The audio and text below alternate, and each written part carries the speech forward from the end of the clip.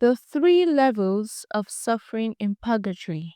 There are a few mysteries in the Catholic faith that make the soul pause, quite like purgatory. It's not heaven, but it's not hell either. It's that sacred, painful in between, where souls are purified by divine fire before entering eternal glory. But here's what many don't realize: not all souls suffer the same way. There are levels, three in fact, and each reflects how close or far a soul is from perfect union with God. Level 1: the darkness of separation. This is the first and deepest pain. It's not about flames or torture, it's about absence. Imagine standing outside your home, seeing your loved ones through a window, but you can't go in. You long for warmth, but something invisible holds you back. That's the pain of separation. The soul finally understands the full weight of sin, not as punishment, but as the barrier that delayed divine love. Many mystics describe this as a spiritual thirst, a craving for God's presence, so intense it feels like fire itself. Some theologians believe that most souls begin here, purified by longing, illuminated by hope. This isn't despair, it's hunger for heaven. Level 2: the fire of purification. The second level is where the soul's imperfections are burned away, not by cruelty, but by love so fierce it purifies everything unholy. Here, the fire is not physical, it's spiritual. The light of God's truth exposing every shadow within the soul.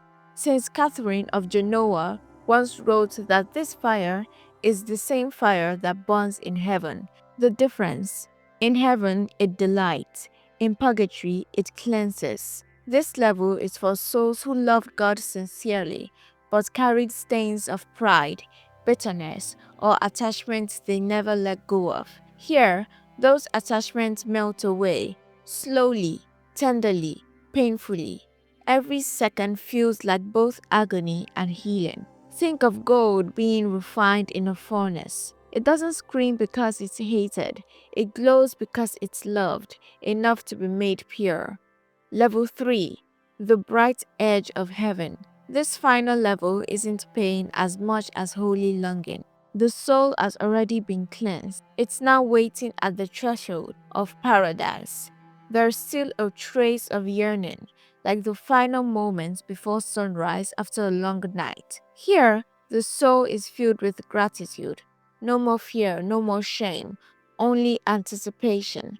That sacred breath before the gates of heaven open wide. Saint Thomas Aquinas described it like the soul standing in joy and pain at once.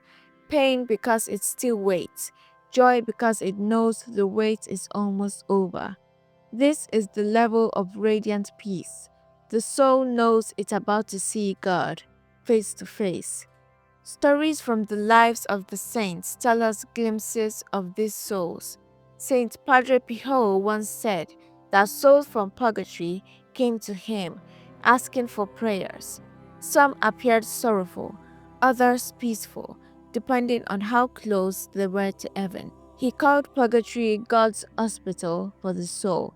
It's not a prison, it's a place of mercy, where love finishes what repentance began. Every prayer we say for the departed, every mass offered, is a bridge of light that helps them ascend. One Hail Mary could mean freedom for a suffering soul. Never underestimate the power of intercession.